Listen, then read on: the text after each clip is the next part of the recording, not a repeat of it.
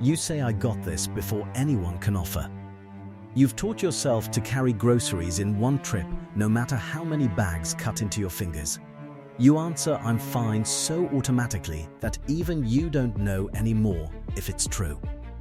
When someone reaches out, your chest tightens. You've convinced yourself that needing help makes you weak, that asking makes you a burden. But what you call independence might not be strength at all. It might be the way your nervous system learned to survive being alone when you needed someone most.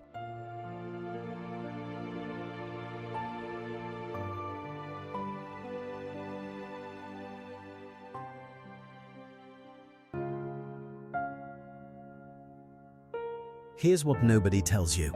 Asking for help doesn't just feel uncomfortable for you, it feels physically unsafe.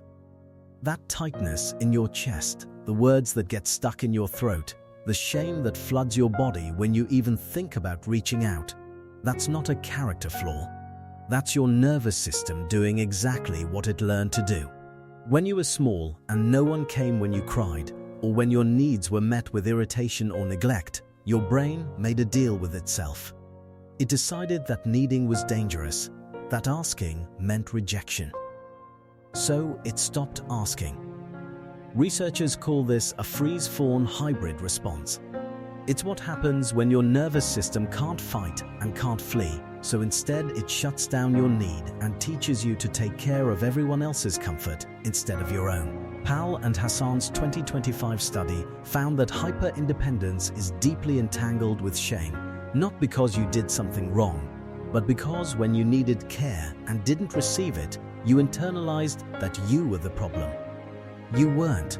You learned to survive in an environment where connection felt conditional. And that survival strategy, the I got this armor, made perfect sense.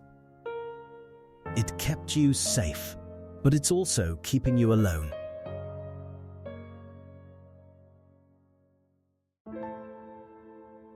Your nervous system has more options than fight or flight. According to Polyvagal theory, when connection feels threatening, your body activates a third response, dorsal vagal shutdown. It doesn't just avoid asking for help, it shuts down the feeling of need itself. You stop registering your own exhaustion, your own limits, your own longing for support. You tell yourself you don't need anyone, and you almost believe it, until your body starts breaking down. Marcus, a 34-year-old software engineer, worked 70-hour weeks and refused to delegate even when projects overwhelmed him. He told himself, I don't need anyone so many times it became his identity.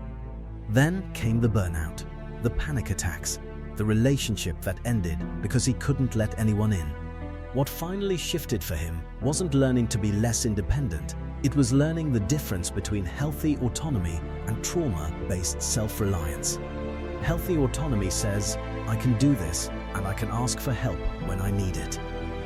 Trauma-based self-reliance says, I have to do this alone or I'm not safe. Ascari and colleagues found that childhood emotional neglect directly predicts adult hyper-independence and attachment avoidance. You're not wired wrong. You adapted brilliantly to an environment that couldn't hold you, but you're not in that environment anymore.